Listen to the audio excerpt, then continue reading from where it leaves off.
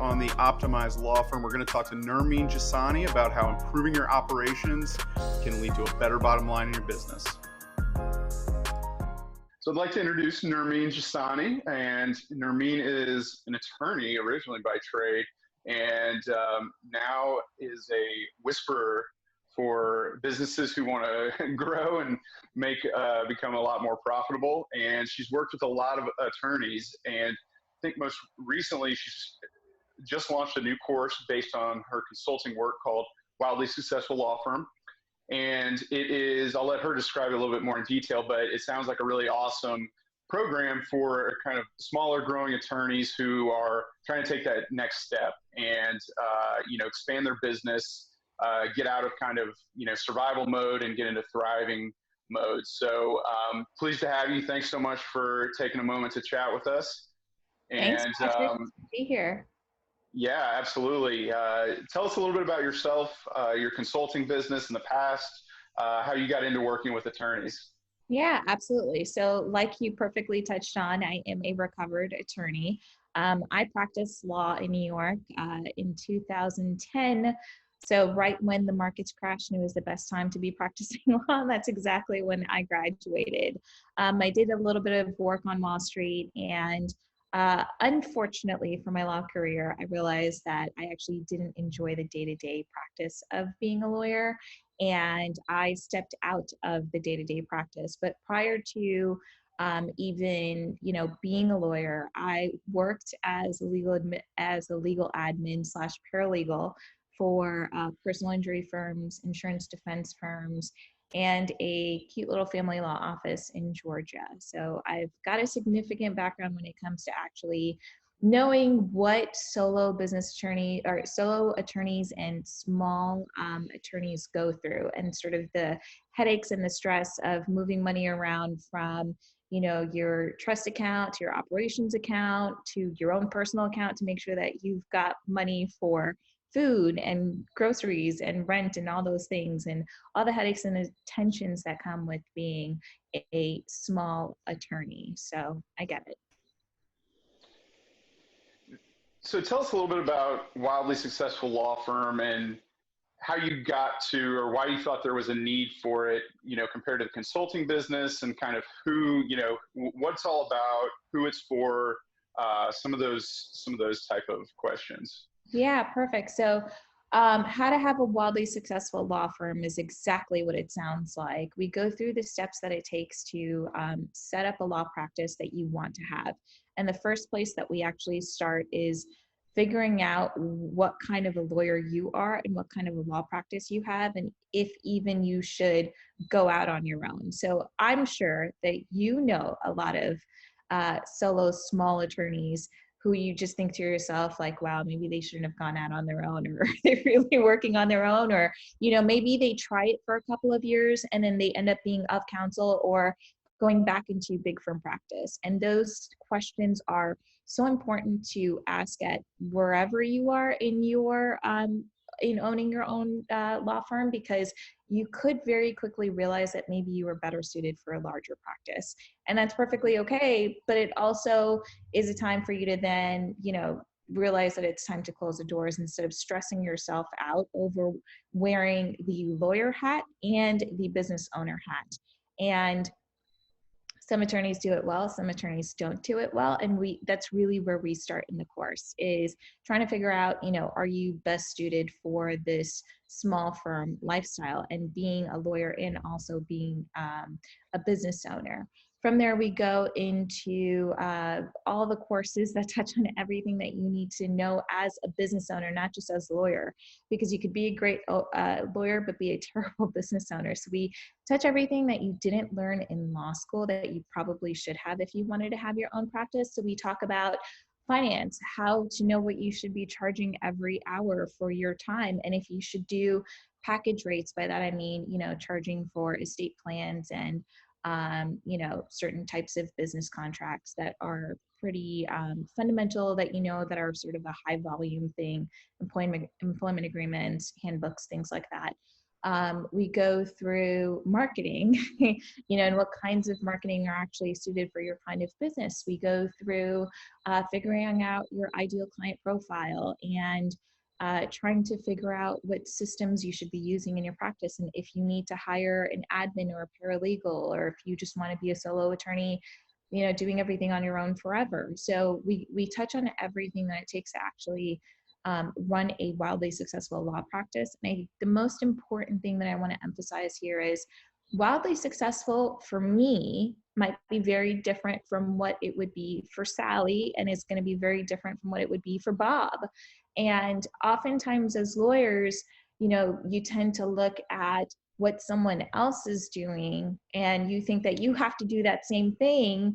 And the reality is that whatever kind of practice they have might not be suited for you based on your lifestyle, based on who you are, based on, what your financial goals and objectives are. And so it's really important to understand that it's very individualistic when you create your own law firm. And, the reason that I think that this course stands out from the others is because I think that we've all seen a lot of marketing materials from a lot of other courses out there, a lot of sort of masterminds, group coaching programs. And the one thing I can say is that every lawyer is different. And so the kind of law practice that they want to build is going to be different. And a lot of those other courses are sort of out of the box solutions that don't really tailor their advice based on the size of the practice or on the type of lawyer that they are. So I think that it's incredibly important to, build a practice that actually reflects who you are rather than, sort of just following Joe Schmo's path to having his law office. So, what I'd like to say is this is really suited for those solo small firm attorneys. If you have your own practice or if you are in a 2 to 3 person practice, this is really who this course is built for. It's a do-it-yourself course. You pace yourself through the videos. There's 29 videos and over 15 hours of lecture. You do your own assessments. You complete Excel worksheets. You answer questions based on where your practice is right now. And all of that information just, gives you grades and steps and creates a very clear path that goes A, B, C, 1, 2, 3 of how to build the law practice that you want to have. So if you are a DIYer and you can learn on your own, then this would be one of the best options for you. And what are some of the benefits that you see for law firms to improve their operations? Yeah. So one of the most simple things is you get to bill more, right? Like when you have streamlined processes in place, you're not focusing on, oh, wait, where is this? And did this get done? And what happened here? You're focusing exclusively on the task list that's at hand. You get to meet with clients, you get to do the work, you get to bill for it. And I'm sure you're already familiar with the statistic, but, I think back in 2016 or 2018, they'd done a survey of solo law firm attorneys, and they found that they work 8 hours and bill for two and change, I believe is what it was. So that's an insane number if you think about, the weeks in the year and the time that you're spending. So you're only, charging for 25% of your time. Like that's incredibly inefficient. So by having better operations, by having a smoother process, you are able to work 8 and bill for closer to that 8. Right? It may not be a full 8, it might be a 7, it might be a 6, but that's much better than a 2, that you get to bill for. So that is really one of the greatest benefits. Of course, you get to bill more. That means you get to make more. You get to make more, which means you either get to pay your student loans off faster, you get to buy that house faster, you get to buy that car faster. So really, when you think about law firm operations, think about it like, well, if I improve this, what can I buy with it, right? Don't think about it like, oh God, this is going to be so incredibly stressful. What does this even mean? How do I even do this thing? Just start thinking about the benefits that you're immediately going to get from actually having better operations. And it becomes more money in your pocket to get the things that you really want to buy. Money is a fantastic one, but I also think that, and this goes back to a point you made a little bit earlier, where success will look different for different people in different firms. And I think the focus on operations also gives you peace of mind and Absolutely. can reduce anxiety Mhm. and can just make it more enjoyable. Yeah, and Being a business owner, not feeling so stretched out Mhm. and thin throughout your practice. Yeah. And there's that concept of work-life balance that gets thrown around every so often, at CLE seminars and things like that, right? Like, what does work-life balance actually look like? Well, it means that when you have smooth operations, you can actually have work-life balance. You don't have to be a slave to your law practice. You actually get to leave the law practice knowing that everything is still okay. So absolutely, Patrick, peace of mind and just having more success for sure. It's great. Starting a business is overwhelming, I think, even for people who like business. Do you have any recommendations for how attorneys, whether they like business or not, can take that first step in improving their operations without feeling overwhelmed? Yeah, I think one of the most important things is you have to be realistic. So, number one, most attorneys are type A personalities. I'm a hyper type A personality myself. So, I get it. When I think about something, I imagine that it's done, right? But it doesn't actually work like that. So, you might be thinking, I'm going to set up my own law firm, I'm going to start my law practice. And you think it and it's done, and that's just not how it works. So I think you have to be, number one is be realistic about your expectations, know that this is going to take some time and that it is a trial and error process, right? Just picking your own case management software is a trial and error process. I always recommend, try out a couple, figure out which one sort of flows best for you. Figure out the one that feels the best for you. And it's different for everyone. Some people swear by best case, other people swear by Clio.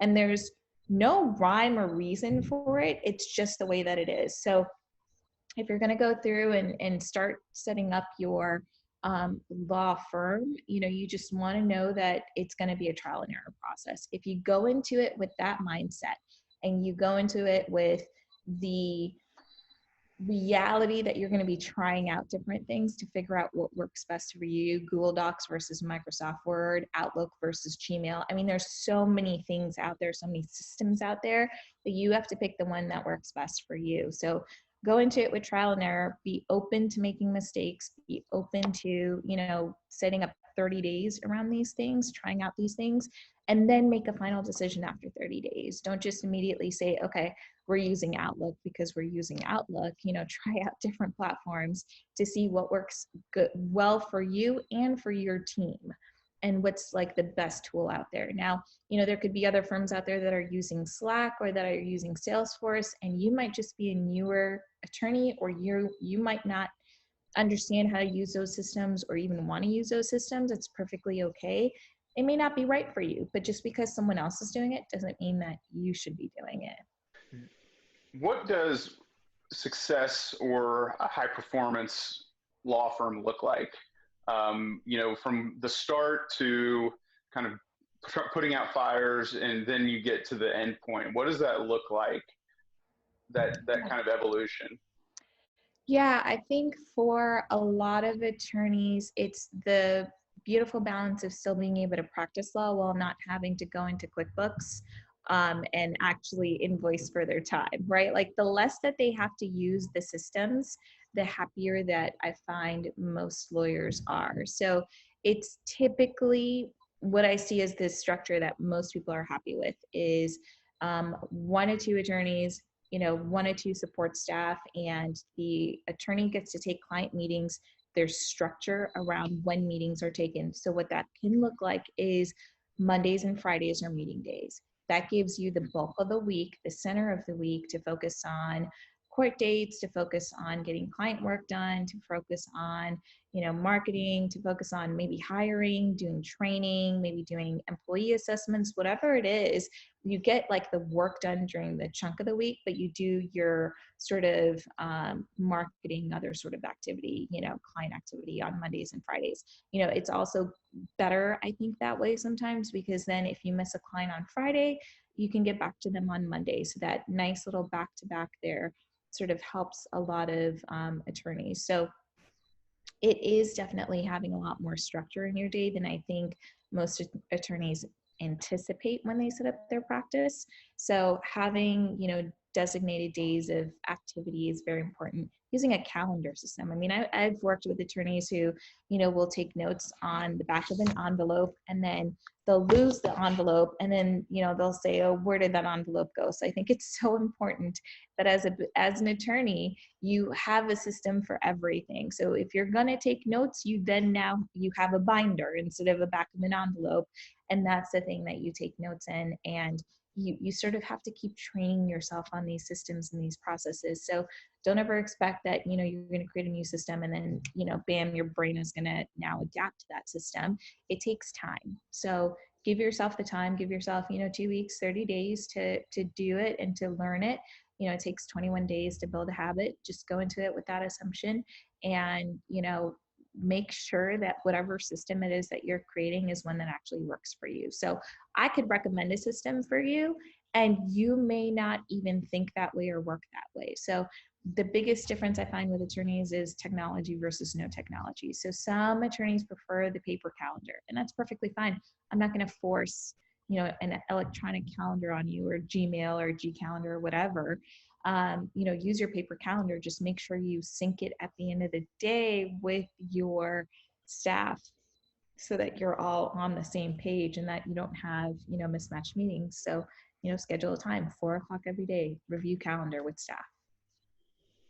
It's such simple steps, or there are such simple things like moving notes from a piece of paper to some sort of system, but it's those things I think that are the backbone of a routine. And then from once you get to that routine, you can actually optimize and improve and see what's working and how to shave time off or do things a little bit differently. But it's interesting because it reminds me of how important just those little small tweaks are, and really set you up to, make optimizations and improvements later on. Yeah. With that. Yeah. And one thing I'll add in here too, Patrick, is, we keep using the word system, right? And I think a lot of attorneys, when they hear system, they sort of like freeze and they're like, wait, what system? What system? And right. What you need to realize is that it's just sort of a generic word that, people throw around in operations. And really what system means is whatever system works for you. It does not mean it is technology. It does not mean it is somewhere online or cloud or whatever. It just means the process that you use, and it's not exclusive to one format or another. This system is just the generic word, and the process is whatever you feel most comfortable with. So if people start using that word system, don't get scared. We're just trying to figure out what works for you and what works for your team. Definitely. Should firms dedicate time from the beginning to improving their operations, or is there an evolution to it where at the beginning they should focus on client service or marketing and then kind of move in when they hit a critical mass? Or what do you think about kind of the evolution and where operations fits into that? So what I like to say is that consistency is key in business, right? So when you start your business, you should do it with sort of a task list that you should put into a binder that you check in with every single month. And if you take the course, you get a task list that you need to check in with every month. But in any case, you should have a monthly task list. This is what I need to be doing every single month. And that way you are going to be on track. Now, that task list is going to evolve over time. That task list might end up, with you giving some responsibilities to an in-house bookkeeper or to an admin or to a paralegal or to your marketing department. right? Part of that task list may be things that you no longer do, and part of it might be things that you continue to do as a practicing attorney. So you just want to make sure that you start with at least a monthly checklist, and then schedule time into your calendar. Again, whatever calendar you use, whether it's Google or Apple or a paper calendar, schedule it at, the beginning of the month to review activity from last month. And again, that list is going to evolve over time. And as your practice grows and changes, that list will evolve and change. But just make sure that you're checking in with yourself every single month on what you accomplished that month. That's great. There are a lot of areas that are covered by operations. Do you see one particular issue more often than not, or that is affecting law firms, or maybe a better way to describe it is, what's the number one operation issue that you see holding law firms back? So there's two that I would say come in at a tie for me, Patrick. The first is billing and invoicing. So oftentimes I see a lot of the smaller offices not having a proper system for billing. So they will do all the work, but then they won't invoice the client for it on a proper schedule, which means that they then have a cash flow issue. So they've done the work and they haven't billed for it, they haven't collected for it, and now it's 30 days later and they haven't collected the money and the work's already been done. So that is one of the issues that I see repeatedly across the board. What I usually say is, look at your flow of clients and see if you need to, have bi-monthly processing of invoices, or if it needs to be monthly. I usually recommend start bi-monthly, and then if you find that it's too much, you just don't have that much work, then switch to monthly, but at least to start, you should be doing it bi-monthly. The second biggest issue that I see, Patrick, is of course marketing.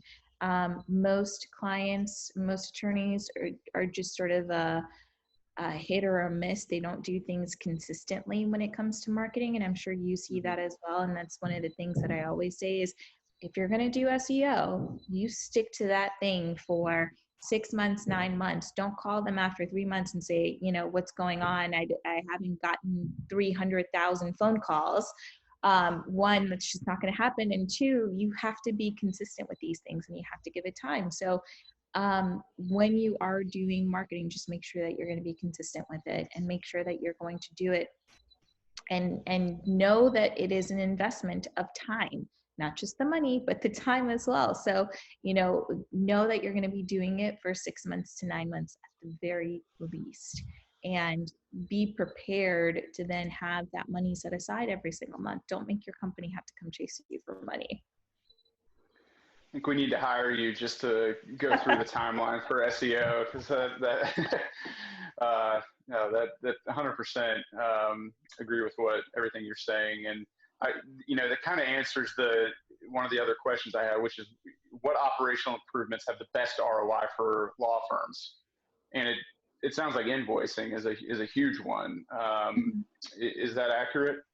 Yeah, I would say invoicing is a huge one, because once you're actually able to collect the money that you billed for, it makes all the difference in the world for a lot of practices. And, they're no different from other business owners, right? Like cash flow is an issue no matter what the size of your business is. I mean, back when, the 2010 crisis hit and the market crashed in 08, GE was having cash flow issues. So don't think that you're the only one. Don't feel like, you're a leper or something like that. Like, it's common to have business cash flow issues. So definitely having a good system for invoicing is very important. But again, marketing is just as important as well, right? Like not having the intention of being consistent with marketing. That's if you can just improve that, instead of just, okay, I'm going to do Facebook ads for 1 month, and then I'm going to do SEO for another month, and then pay-per-click for another month,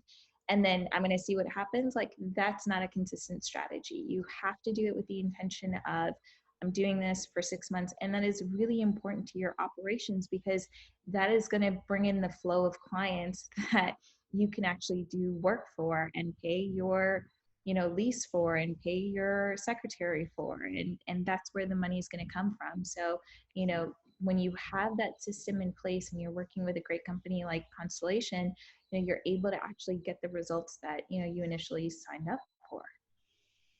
I like the way you talk about it as well because it makes it more approachable. That these are kind of bite-sized things that you can do and take steps on, but also the consistency aspect of it, I think, is also really important because as people who change strategy every month, it's just really difficult to then be successful at any of the things they're trying to do because there's so much turnover.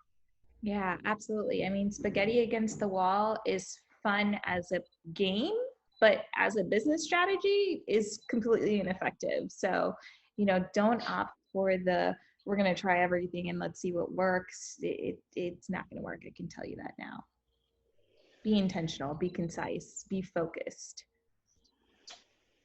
Through your work, I'm sure you've seen some law firms really take to the advice you're giving them and really improve their operations.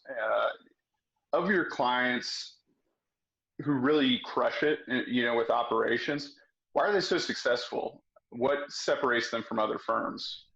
Yeah, I love that. So what makes some firms more successful than others is that they are focused. They're so clear on what kind of law practice they have. They're so clear on what they do on a day-to-day basis. They're so clear on who's doing what on a day-to-day basis, who's responsible for things.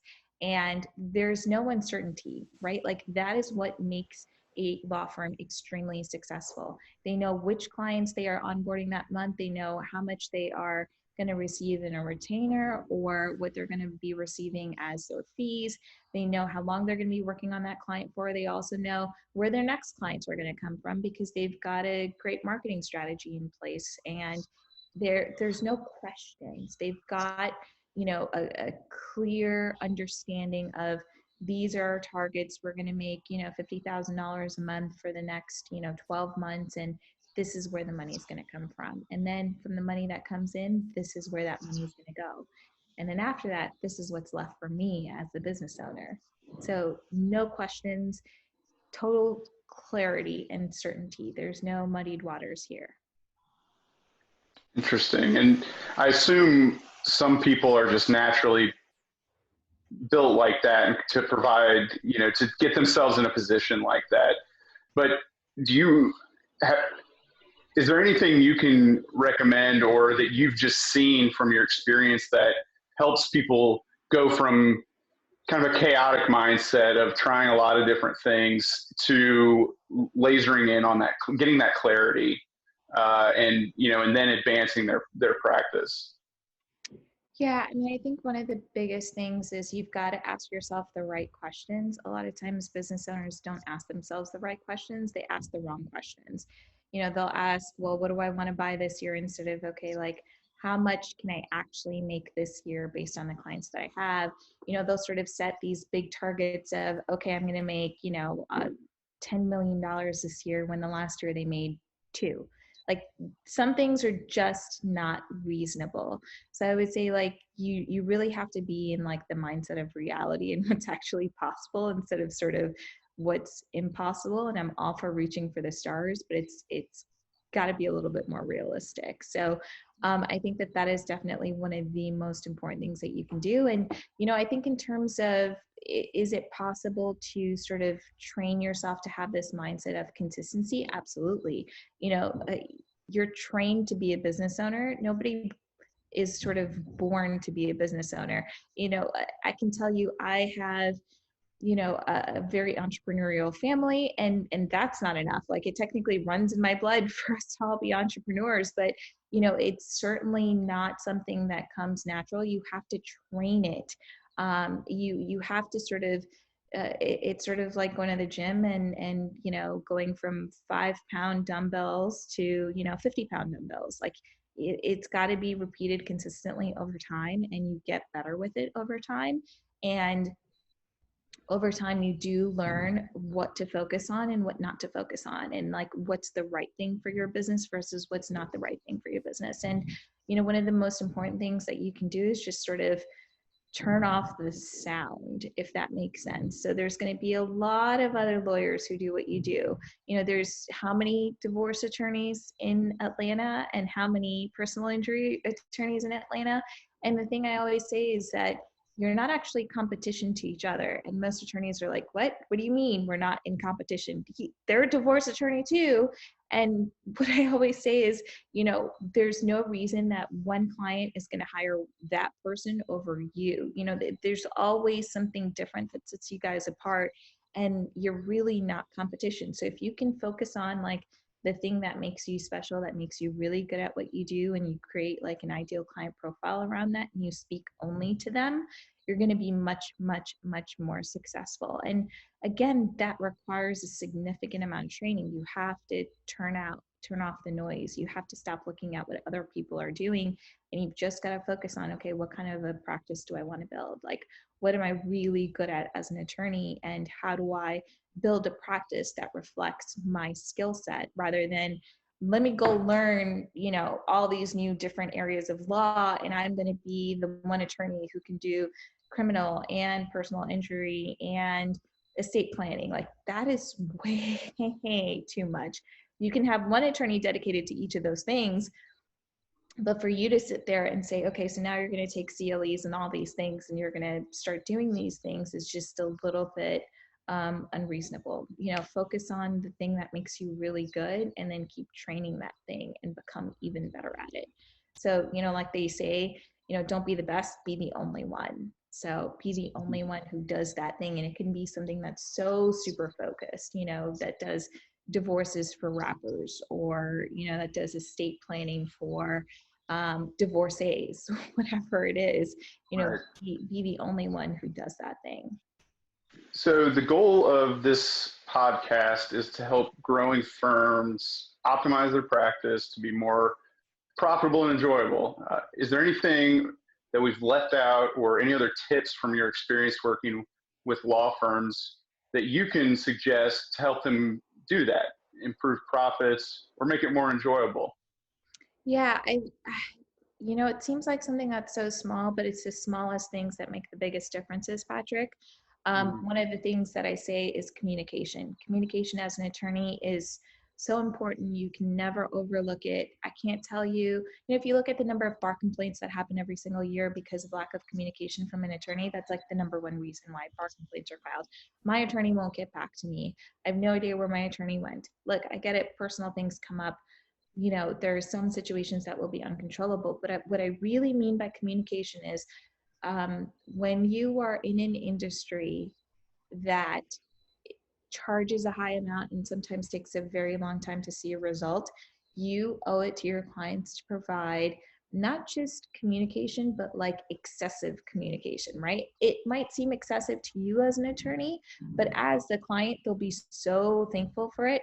And what's going to happen is, because of that level of communication that you've gotten from that attorney, they're going to now refer you significantly more because they so enjoyed the experience. So communication can come in many forms. You can just send an email to your client every Friday saying, here we are on the case, and there have been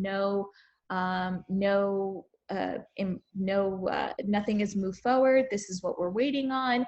You don't need to do anything. Here's where we are right now. And really, that's all it needs to say. And the time it takes you to do it is less than it would take for you to respond to an angry client. Because what's going to happen is you're going to collect all this evidence and all this documentation showing, look, you did respond to them and they didn't get back to you. And why would you do that? Why would you go to battle with your own client who's already paid you? So I think you're just in a much better situation if you have really clear communication with all of your clients. Make the phone calls, send the emails, even if you think that they're unnecessary or they're exhausting. Send them anyway. And the other thing that I say is, if you're communicating, please don't communicate with legal speak.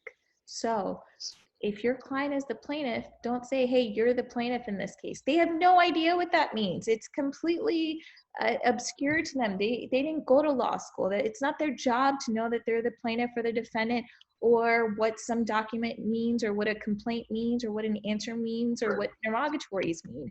They're not supposed to know what any of that stuff means. So What I beg is that you not send your clients like documents that you receive from opposing counsel saying, please answer these interrogatories, or my secretary will call you to respond to these interrogatories, and you send them this document in the middle of the workday. They're going to look at that document and say, what does this mean? Why are they asking me these questions? Like, that is not effective communication with your client. What you really want to make sure that you do is you say, this is what an interrogatory is. This is typical process in discovery.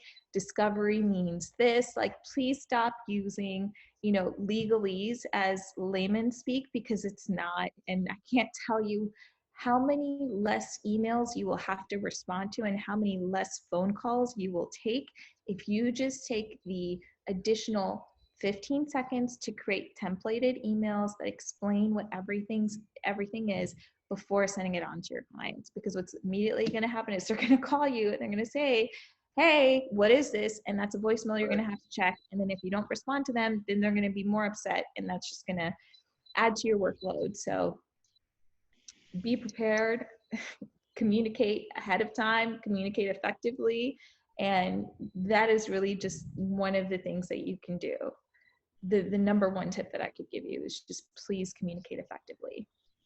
Let the good times roll. Yeah. All that is fantastic advice, and really appreciate your time. I think we touched on a lot of really good topics and got a lot of really good actionable nuggets for growing firms out there. So thank you so much for joining us, and we really appreciate your time. Thanks, Patrick. I appreciate it.